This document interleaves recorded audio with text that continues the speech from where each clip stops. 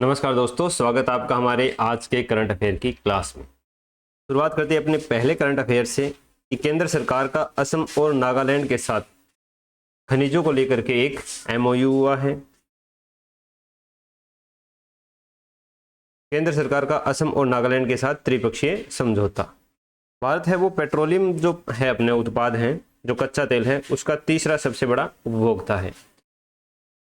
चौथा यहाँ पर सबसे ज़्यादा तेल शोधन होता है, रिफाइनरी लगी हुई है, रिफाइनमेंट होता है, और तीसरा सबसे बड़ा आयातक है। इसी के लिए भारत को अपनी जो ऊर्जा आपूर्ति है उसमें आत्मनिर्भर होना बहुत ज़्यादा जरूरी है। भारत में मुख्यतः पेट्रोलियम भंडार है वो पश्चिम अपतटीय क्षेत्र में पाए जाते हैं। सबसे सर्वाधिक भंडार है वो असम में है 21.5%। इसके बाद राजस्थान और गुजरात का नंबर आता है। असम में कौन कौन से स्थान है जहाँ पर पेट्रोलियम के भंडार हैं?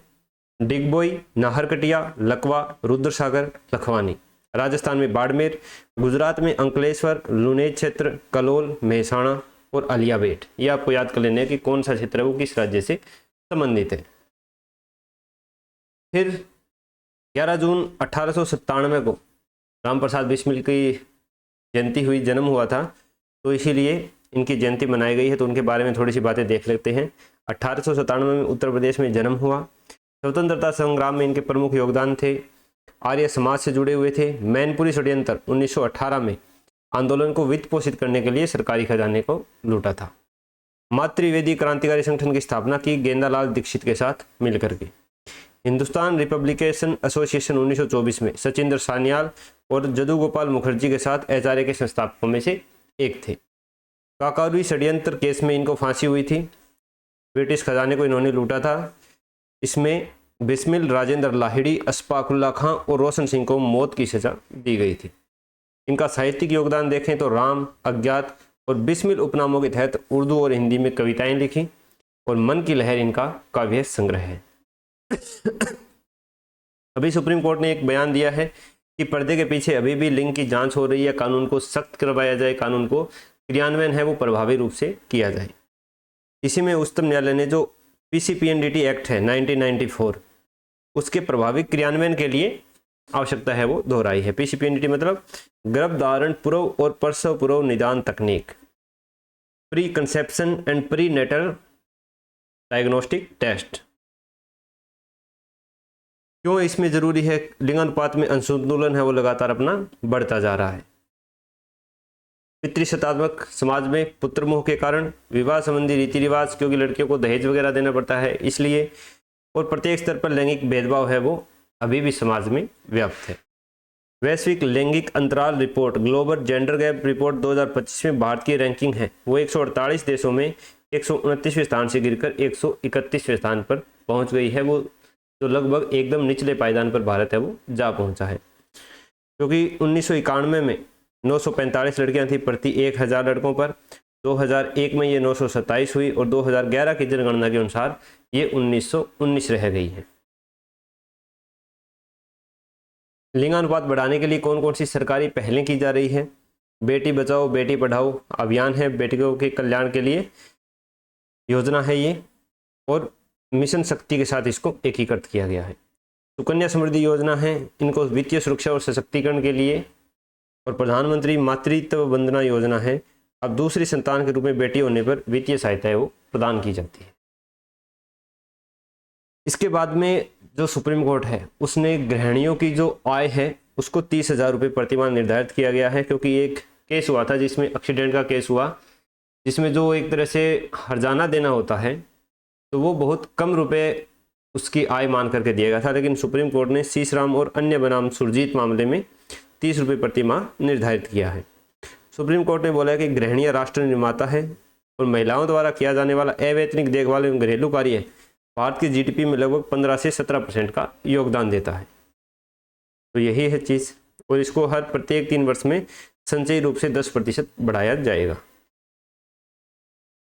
फिर भारत के निशानेबाज जसपाल राणा हैं, उनका निधन हो गया है। इनसे संबंधित हम चीज़ें देख लेते हैं।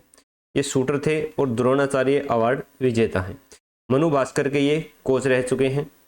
इन्होंने अपनी लाइफ में 15 स्वर्ण पदक, 6 रजत पदक और 5 कांस्य पदक, टोटल 26 पदक हैं वो जीते हैं। शुरुआत की थी इन्होंने हिरोशिमा एशियाई खेल से 1994 में पहला स्वर्ण ये लेकर आए थे, तो जसपाल राणा जी।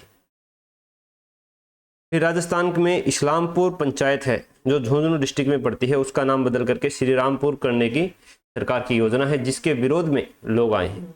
यहाँ के लोगों ने बताया कि ये गांव है वो पुराना हाकिम खां सूर उसके वंशजों के आधार पर ये 16वीं शताब्दी का गांव है। एक परिवार है जो इनका वंशज भी बताता है। हाकिम खां सूर महाराणा प्रताप की सेना में सेनापति थे। तो लोगों ने विरोध दर्ज कराया है कि ये एक सांस्कृतिक चीज भी है, तो इसका नाम है वो चेंज नहीं किया जाना चाहिए। फिर मांड गायकी की लता के स्वर हुए मौन। गौरी देवी राव कहाँ की है? पाली की है। जन्म हुआ था इनका कोरोना गांव बाड़मेर में। मांड गायकी की लता इनको बोला जाता है। इनको राजस्थान वुमन इंस्पायर अवार्ड और वीर दुर्गादास राठौड़ सम्मान है वो प्राप्त हुआ था। मांड गायकी का जो मुख्य गीत है वो है केसरिया बालम। मांड जैसलमेर को बोला जाता है, यानी जैसलमेर बाड़मेर बीकानेर साइड ये चलता है। इनके प्रमुख गीतकार कौन से हैं? अल्लाह जिल्लाबाई ने जो बीकानेर की है इसको विश्व प्रसिद्धि तक लेके गई। गौरी देवी जोधपुर, गौरी देवी राव पाली और बानो बेगम जयपुर, ये इसकी प्रसिद्ध 4 गायिका है। नाम याद रख लेना है, मांड गायकी से संबंधित है। हाल ही में किसका निधन हुआ है? गौरी देवी राव का। कौन से निशानेबाज का निधन हुआ है? जसपाल राणा का। फिर ये एक एडिटोरियल आया था कि कृषि को बाजार और डिजिटल तकनीक से जोड़ने की जरूरत है। वर्तमान में कृषि के सामने क्या चुनौतियां हैं? सबसे बड़ी चुनौती है जलवायु परिवर्तन, जल संकट, बढ़ती लागत, बाजार के उतार चढ़ाव और भू राजनीतिक तनाव के कारण खाद्य सुरक्षा के गंभीर संकट है वो बनते जा रहे हैं। इसलिए हर आबादी के लिए खाद्य और पोषण सुरक्षा सुनिश्चित करना एक बड़ी चुनौती बन गई है। ब्रिक्स की ताकत और साझा लक्ष्य। ब्रिक्स देशों में कौन कौन आते हैं? BRIS, Brazil, Russia, India, China और साउथ अफ्रीका। ब्राजील, रूस, भारत, चीन, दक्षिण अफ्रीका, इसको अब ब्रिक्स प्लस कर दिया है, जिसमें मिस्र, इथोपिया, ईरान, सऊदी अरब, संयुक्त अरब अमीरात और इंडोनेशिया जैसे देश भी शामिल हो गए हैं। यह बड़ी आबादी, विशाल कृषि भूमि और बहुत ज़्यादा खाद्य उत्पादन करने वाला क्षेत्र है। तो इसमें फसलों का जो वैज्ञानिकीकरण है, विविधीकरण है, इस पर जोर दिया जाना जरूरी है। मुख्य उद्देश्य खाद्य और पोषण सुरक्षा, किसानों की आय में वृद्धि होनी चाहिए, ग्रामीण रोजगार की उपलब्धता, कृषि व्यापार को बढ़ावा और प्राकृतिक संसाधनों का संरक्षण करना है। कृषि में सुधार के लिए 5 प्राथमिकताएं हैं, वो कौन सी हो सकती है? खाद्य और पोषण सुरक्षा, हर नागरिक तक सुरक्षित और पोषक भोजन पहुंचे, जलवायु परिवर्तन से मुकाबला, संरक्षण कृषि हो, सूक्ष्म सिंचाई हो, कृषि वानिकी हो, जलवायु अनुकूल तकनीकों का प्रसार करना हो, कृषि व्यापार और मजबूत आपूर्ति श्रृंखला, गुणवत्ता मानकों का निर्धारण किया जाए, भंडारण उचित हो, लॉजिस्टिक और पारदर्शी व्यापार व्यवस्था को बनाया जाना चाहिए। नवाचारों, डिजिटल तकनीक को अपनाना चाहिए। जैसे भारत में ई-नाम जो पोर्टल है वो इसी के आधार पर है, ताकि किसानों को उनके अनाज का है वो उचित मूल्य प्राप्त हो सके। और किसान संगठनों को आपस में जोड़ने के लिए इस प्रकार की कोई डिजिटलीकरण है वो किया जाना चाहिए।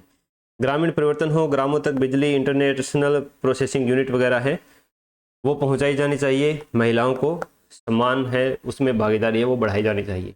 इसलिए हम आगे पढ़ेंगे कि महाराष्ट्र में महिला किसानों के लिए एक बिल है वो आगामी विधानसभा सत्र में प्रस्तुत करने जा रहे हैं मुख्यमंत्री श्री देवेंद्र फडणवीस जी। आगे बढ़ेंगे हम। फिर है ये भास्कर के डेली करंट अफेयर। राज्यसभा के 24 सीटों पर निर्विरोध फैसला। 27 सीटें चुनाव होना था, 24 पर निर्विरोध हो गए हैं, जिनमें से 19 भाजपा के और 5 कांग्रेस के सांसद हैं। मुख्य रूप से हैं मल्लिकार्जुन खड़गे, पवन खेड़ा और सतीश पूनिया। पूर्व प्रधानमंत्री HD देवगौड़ा का करीब 50 साल लंबा संसदीय सफर है वो 25 जून को समाप्त होने वाला है। फिर जो ज़्यादा एथेनॉल ब्लेंडिंग है यानी E22, E25, E27 और E30 पर जो पेट्रोल है उस पर सरकार ने उत्पाद शुल्क है वो शून्य कर दिया है। अभी हम यूज़ कौन सा कर रहे हैं? ज़्यादातर E20 यूज़ कर रहे हैं, तो वो उस पर जो उत्पाद शुल्क है वो शून्य नहीं हुआ है, उससे ऊपर वालों पे हुआ है। एथेनॉल के उपयोग को बढ़ावा देना, कच्चे तेल के आयात पर देश की निर्भरता को कम करना इसका उद्देश्य है। फिर विश्व बैंक की एक रिपोर्ट आई है, ग्लोबल इकोनॉमिक प्रोस्पेक्ट्स रिपोर्ट। इसमें भारत की विकास दर है वो 6.6% रहने का अनुमान लगाया है 2026-27 में, जबकि दुनिया की विकास दर है वो 2.5% रहेगी। भारत की विकास दर इससे काफ़ी ज़्यादा है। फिर रुद्र गौरव श्रेष्ठ है वो तुर्की में नए राजदूत नियुक्त हुए हैं, इतने ज़्यादा पढ़ने की जरूरत नहीं है। तुर्की की राजधानी है अंकारा। ब्रिटेन के रक्षा मंत्री ने इस्तीफा दे दिया है क्योंकि उनको सरकार से रक्षा के लिए प्रॉपर फंड नहीं मिल पा रहा था, इसके चलते उन्होंने इस्तीफा दे दिया। अपने यहाँ पेपर लीक हो जाते हैं, इतने ज़्यादा आरोप लगते हैं, फिर भी इस्तीफा नहीं देते हैं। सीमा सुरक्षा, 74 नए लैंड पोर्ट का प्रस्ताव है land ports authority of India LPAI ने। देश की सीमाओं पर ये 74 नए लैंड पोर्ट्स है वो बनाए जाएंगे, जिसमें से 3 लैंड पोर्ट चीन सीमा पर हैं, हिमाचल प्रदेश, उत्तराखंड, सिक्किम में। 6 लैंड पोर्ट पाकिस्तान सीमा पर हैं, जम्मू कश्मीर, पंजाब और राजस्थान में। वर्तमान में पूरे देश में 15 लैंड पोर्ट है वो कार्यरत है। वर्ड ऑफ द डे है AFSPA, armed force special power act. ये शुरुआत हुई थी इसकी जो जम्मू कश्मीर राज्य था अपने ईस्टर्न स्टेट से, उनमें कि जहाँ पर भी शांति स्थापित करनी है, उग्रवादी हैं तो उनको शांति स्थापित करने के लिए ये स्पेशल पावर दी गई थी आर्मी पर्सनल को, कि वो बिना वारंट के किसी को गिरफ्तार कर सकते हैं, किसी के घर की तलाशी ले सकते हैं। अब धीरे धीरे करके इसको विभिन्न राज्यों से या राज्यों में आंशिक रूप से हटाया जा रहा है। और अमित शाह ने बोला है कि आने वाले अगले साल तक पूर्वोत्तर के केवल 1-2 राज्यों को छोड़कर लगभग पूरे क्षेत्र से अफस्पा है वो हटा दिया जाएगा। जनवरी 2015 में नीति आयोग की स्थापना किस संस्था की जगह की गई थी? कल हमने देखा था योजना आयोग की जगह। तस्वीर में दिख रहे व्यक्ति 1950 से 1963 तक देश के पहले सॉलिसिटर जनरल रहे हैं। पहले सॉलिसिटर जनरल चंद्रकिशन दफ्तरी। फिर जो खुदरा महंगाई है वो 3.9% तक बढ़ गई है। मुख्य कारण क्या है इसके? खाद्य पदार्थों की कीमतें बढ़ी है, पश्चिम एशिया संकट और लागत हस्तांतरण यानी आपूर्ति श्रृंखला वृद्धि हुई है। कम आधार प्रभाव, लो बेस इफेक्ट। पिछले साल समान महीनों में महंगाई दर काफ़ी कम होने के कारण भी इस साल का आंकड़ा ज़्यादा ऊंचा दिख रहा है। RBI का लक्ष्य है टारगेट इन्फ्लेशन, मुद्रास्फीति लक्ष्यीकरण उसके काफ़ी करीब है जो 4% का होता है, तो 3.9% तक ये पहुंच गई है। ये मापी किस में जाती है? ये CPI में मापी जाती है, उपभोक्ता मूल्य सूचकांक में। दूसरा होता है थोक मूल्य सूचकांक, इनमें थोड़ा सा अंतर हम देख लेते हैं। उपभोक्ता मूल्य सूचकांक है वो खुदरा स्तर पर है, थोक मूल्य सूचकांक थोक स्तर पर है। उपभोक्ता मूल्य सूचकांक में वस्तुएं और सेवाएं दोनों शामिल होती है, जबकि थोक मूल्य सूचकांक में केवल वस्तुओं को शामिल किया जाता है। CPI है उसकी गणना NSO के द्वारा की जाती है, नेशनल स्टैटिस्टिक्स ऑफिस, MOSPI मंत्रालय के अंतर्गत आता है ये, ministry of statistics and programme implementation. WPI है ये आर्थिक सलाहकार कार्यालय के अंतर्गत वाणिज्य और उद्योग मंत्रालय द्वारा जारी किया जाता है। अभी CPI का आधार वर्ष 2024 और WPI का आधार वर्ष 2022-23 है वो कर दिया गया है, ये लेटेस्ट है, ये आपको याद रखना है। RBI अपनी मौद्रिक नीति के लिए मुख्य रूप से CPI को आधार बनाता है, कमांड ग्रामीण और शहरी, और WPI को व्यापारिक गतिविधियों और विनिर्माण क्षेत्र की सेहत को ट्रैक करने के लिए यूज किया जाता है। फिर है सुप्रीम कोर्ट ने जो कांग्रेस के लीडर थे मीनाक्षी नटराजन, जिनका नामांकन पत्र खारिज कर दिया गया था RO के द्वारा, तो उसके लिए सुप्रीम कोर्ट गए थे, उन्होंने उनकी याचिका खारिज कर दी है। किस आधार पर खारिज की है? अनुच्छेद 329 के आधार पर। अनुच्छेद 329 क्या बताता है? अनुच्छेद 369 बनाता है कि जो RO है, रिटर्निंग ऑफिसर है, उसके द्वारा अगर किसी का नामांकन पत्र खारिज कर दिया जाता है तो RO स्वयं भी अपने जो फैसला सुना है उसको पलट नहीं सकता। दूसरा, किसी भी कोर्ट में इसके खिलाफ याचिका दर्ज नहीं की जा सकती है। चुनाव होने के, चुनाव नतीजे आने के बाद चुनाव याचिका है वो दायर की जा सकती है संबंधित राज्य के हाई कोर्ट में, फिर वहां पर सुनवाई होगी। तो ये 229A में संसद या राज्य विधानसभाओं के निर्वाचन क्षेत्रों के परिसीमन या सीटों के आवंटन से जुड़े किसी भी कानून को किसी भी अदालत में चुनौती नहीं दी जा सकती। परिसीमन से जुड़ा कोई भी मुद्दा है उसको किसी भी अदालत में चुनौती नहीं दी जाएगी। दूसरा, संसद, राज्यसभा या लोकसभा या राज्य विधानमंडलों के किसी भी चुनाव को केवल एक चुनाव याचिका के माध्यम से ही चुनौती दी जा सकती है, अन्यथा किसी अन्य तरीके से चुनौती नहीं दी जा सकती। तो इसी के आधार पर सुप्रीम कोर्ट ने उनकी याचिका खारिज की है, क्योंकि वो इसके अंदर है वो हस्तक्षेप नहीं कर सकते हैं। फिर जो हम बात कर रहे थे महिला किसान बिल की, तो महाराष्ट्र महिला किसान सशक्तिकरण विधेयक 2026 है। ये महाराष्ट्र में मुख्यमंत्री देवेंद्र फडणवीस ने 22 जून से शुरू होने वाले विधानसभा में लाने की घोषणा की है। क्या क्या इसमें चीजें होंगी पास होने के बाद हम देखेंगे। दूसरा है प्रोजेक्ट कुसा। प्रोजेक्ट कुसा है S-400, जो अपनी रशिया से S-400 मिसाइल हमने खरीदी है, उसी के जो पूरा सिस्टम है उसको प्रोजेक्ट कुसा नाम दिया गया है। लंबी दूरी की वायु रक्षा मिसाइल प्रणाली है। हाल ही में इसे DRDO द्वारा विकसित किया जा रहा है और थोड़े दिनों में इसका पूर्णतः निर्माण भी भारत में होने लग जाएगा। हवाई खतरों की एक बहुत बड़ी रेंज, क्योंकि जो ऑपरेशन सिंदूर हुआ था उसमें S-400 है, उसने बहुत अच्छा और कारगर काम किया था, काफ़ी ज़्यादा टारगेट हिट भी किए थे। ऐतिहासिक तुलना की है रक्षा मंत्री ने इसकी द्वापर युग से, कि जिस प्रकार गोवर्धन पर्वत ने पूरे ब्रज क्षेत्र की रक्षा की थी, उसी प्रकार वायु रक्षा प्रणाली ने ऑपरेशन सिंदूर के दौरान एक सुरक्षात्मक छत्रछाया प्रदान की थी और दुश्मन के इरादों को नाकाम किया था। फिर उड़ीसा के जो मुख्यमंत्री है मोहन चरण मांझी, उनके द्वारा पूरे राज्य में जो किंडरगार्टन है वहाँ से लेकर के और पोस्ट ग्रेजुएशन तक स्कूल और कॉलेज की फीस है वो नहीं ली जाएगी, एकदम फ्री शिक्षा है वो दी जाएगी।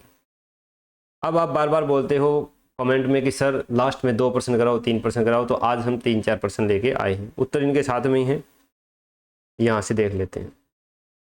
हाल ही में चर्चा में रहा प्रोजेक्ट कुशा का संबंध किससे है? मानव रहित लड़ाकू ड्रोन विकास से, लंबी दूरी की स्वदेशी वायु रक्षा प्रणाली से, गहरे समुद्र में खनन परियोजना से, या सीमा सुरक्षा हेतु नए लैंड पोर्ट निर्माण से? तो लंबी दूरी की स्वदेशी वायु रक्षा प्रणाली से। इसे DRDO द्वारा विकसित किया जा रहा है। रक्षा मंत्री ने सुरक्षा कवच और गेम चेंजर बताया है। भारत में उपभोक्ता मूल्य सूचकांक CPI के आधारित खुदरा महंगाई दर की गणना करने और इसे प्रत्येक माह जारी करने का कार्य कौन सा संगठन करता है? RBI, आर्थिक सलाहकार कार्यालय, राष्ट्रीय सांख्यिकी कार्यालय और नीति आयोग। CPI को कौन करता है? NSO। WPI को आर्थिक सलाहकार कार्यालय, उद्योग और वाणिज्य मंत्रालय का। और हर महीने की 12 तारीख के आसपास इसके आंकड़े जारी किए जाते हैं। तीसरा, हाल ही में किस राज्य सरकार ने अपने सभी सरकारी संस्थानों में किंडरगार्टन से लेकर के पोस्ट ग्रेजुएट तक शिक्षा को पूरी तरह मुफ्त करने की ऐतिहासिक घोषणा की है? उड़ीसा में। मुख्यमंत्री है मोहन चरण मांझी ने। भारतीय संविधान के किस अनुच्छेद के तहत चुनाव प्रक्रिया के दौरान अदालतों के हस्तक्षेप पर रोक लगाई गई है? केवल चुनाव याचिका के माध्यम से चुनौती दी जा सकती है। अभी पढ़ा है हमने अनुच्छेद 329B। पांचवा है, आगामी मानसून सत्र में महिला किसान सशक्तिकरण विधेयक 2026 पेश करने की घोषणा किस राज्य ने की है? तो महाराष्ट्र राज्य ने की है। तो ये हो गए अपने आज के करंट अफेयर्स। कैसे लगे आपको कमेंट बॉक्स में ज़रूर बताना। अपने अमूल्य सुझाव हमें ज़रूर देते रहिए। और अगर आपके कोई दोस्त वगैरह हैं, कोई ग्रुप है स्टडी का, उसमें इस चैनल का लिंक शेयर कर दीजिए ताकि उनको भी करंट अफेयर हैं वो मिलते रहे। आपका कंपटीशन भी बढ़ते रहना चाहिए। और इसके जो ये PDF है ये मैं मेरे टेलीग्राम चैनल पर डाल दूँगा, जिसका लिंक मैंने नीचे डिस्क्रिप्शन में दे रखा है। और इस चैनल को सपोर्ट करने के लिए आप चैनल को ज्वाइन कर सकते हो। मिलते हैं दोस्तों कल नेक्स्ट वीडियो में।